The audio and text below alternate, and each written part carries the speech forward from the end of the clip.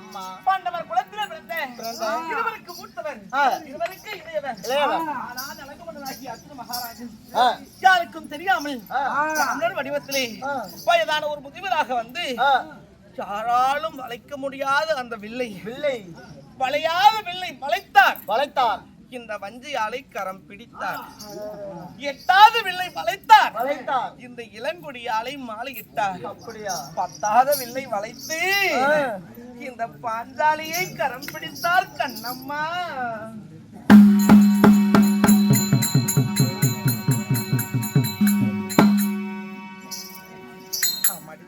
அர்ஜுன மகாராஜர் உங்களை கல்யாணம் பண்ணார். ஆமாண்டி. பிள்ளை வளைத்து வெற்றி பெண்ணாக அழைத்து சென்றார். அத்தை ஆகிய குந்தி தேவி இடத்திலே சிவன் பூஜையில் அமர்ந்திருந்தாள் என் அத்தை குந்தி தேவி. சரி அம்மா, நான் பாஞ்சால நாட்டிற்கு சென்றேன், நான் ஒரு வெற்றி கனியை கொண்டு வந்திருக்கின்றேன் என்று கூறினார். அப்பொழுது எனது அத்தை குந்தி தேவி என்ன கூறினார் தெரியுமா? வெற்றி கனியாக இருந்தால் ஐவரும் பகிர்ந்து கொள்ளுங்கள் என்று கூறிவிட்டார். ஐயோ தாயே, நான் வெற்றி கடை என்று சொன்னது நான் கனியே இல்லை, இப்படிப்பட்ட ஒரு பெண் ஒரு கண்ணியை கொண்டு வந்திருக்கின்றேன், அப்படித்தான் தாயே சொன்னேன் என்று கூறினார். ஆமாம்மா, நான் சொன்னதுதான் என் வார்த்தை வந்து தட்டக்கூடாது என்பதற்காக இந்த பாஞ்சாலி ஆகிய நான் ஒருவர் வில்லை வளைத்து பாண்டவர் ஐவர் ராஜாக்களுக்கும் நான் தேவியாக வாய்த்தேன். அப்படி வாய்த்து சீரும் சிறப்புமாக நான் வாழ்ந்து வந்தாலும் பாண்டவர்களுக்கும் கௌரவர்களுக்கும் சின்னம் சிறு வயதிலே இருந்து போட்டியும் பொறாமை, அதன் காரணமாக கையினால் பகடையாடி காடு வனவாசம் ஓட்டி வைத்தான் சண்டாளன். சூதனால் பகடையாடி தோற்க செய்தான் ஐவர் பஞ்சம் பாண்டவர்களை 12 வருட மனவாசம் ஓராண்டு ஐக்காத வாசம் வந்தால் பங்குள்ள பிரகாரம் பாதி சாம்ராஜ்யத்தை தருகிறேன் என்பதற்காக கட்டளை, அந்த கட்டளை ஏற்றி கள்ளம் கபடமில்லாத வெள்ளையுள்ளம் படைத்த பாண்டவர்களோடு இந்த பத்திரி தோவதையும் நாங்கள் வனவாசம் வந்து விட்டோம். வனவாசம் வந்து விட்டீர்கள்? ஆமா. சரி, அப்படி இருந்து நேற்றோடு 12 ஆண்டுகள் முடிவடைந்தது.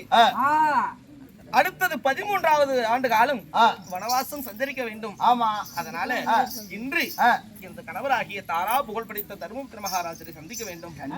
போகலாமா? அங்கம்மா போகலாம்.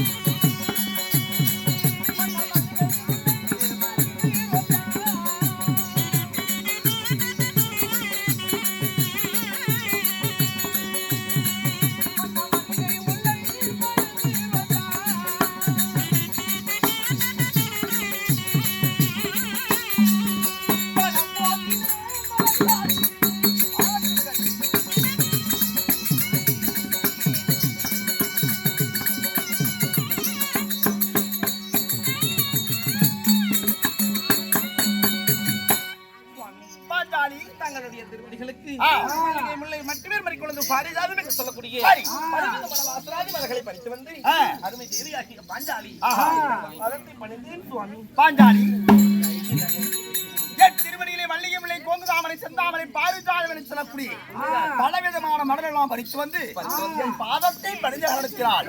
நீ சீரும் செல்வாக்கோடு பல்லாண்டு வாழ்ந்திருப்பாய் கண்ணி, வாழ்க பல்லாண்டு.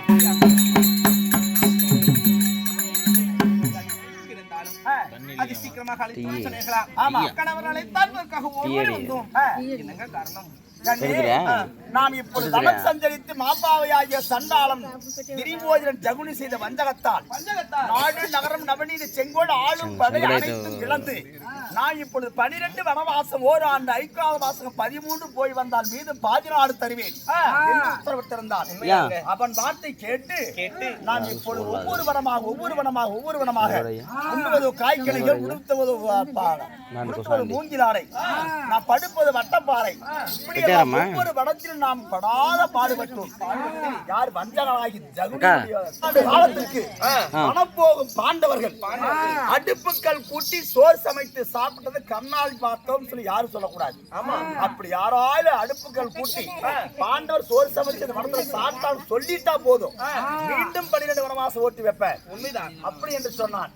சரி என்று அவனுடைய வார்த்தை கட்டுப்பட்டு நாம் அச்சிய பாத்திரத்தை வாங்கி வந்து சூரிய பகவானுக்கு அச்சிய பாத்திரம் வாங்கிட்டு வந்து அந்த அச்சிய பாத்திரத்தில் ஒருவேளை சாப்பாடு உருவாகுமா?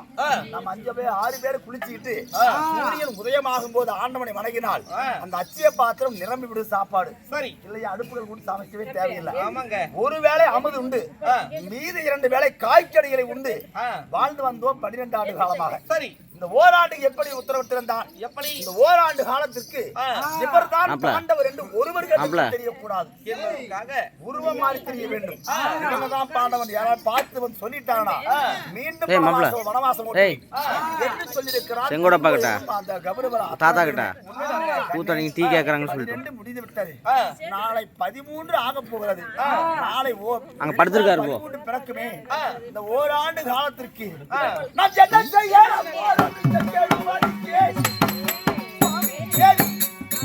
ஓராண்டு காலம் எப்படி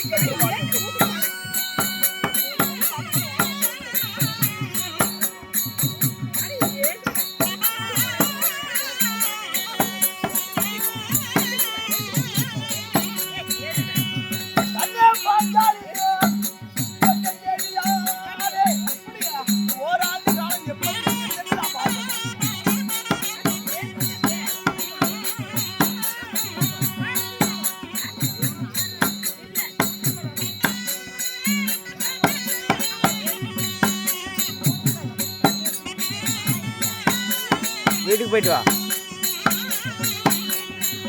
ஒரு எட்டு போயிட்டு வாங்க. ஆம்லா